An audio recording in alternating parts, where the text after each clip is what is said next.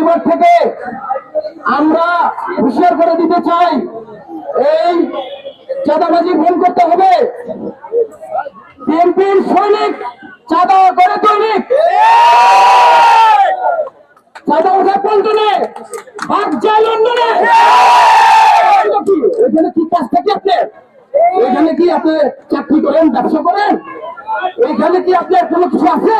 এখানে তো বাদ যায় আপনি বসে বসে ওইখানে আমি তো ভর্তি করেন, আর এখানে মানুষ খুন করেন।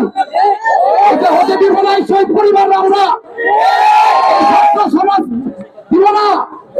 আজকে এই ছাত্র সমাজ জেগে উঠছে কেন? আজকে আপনারা এই ধরনের কার্যকলাপ করবেন, মানুষ হত্যা করবেন। 154 জনকে মারছেন এই 10 মাসে। এটা কি আমরা চাই না? এটা আমরা দেখতে চাই না। আমি আন্দোলন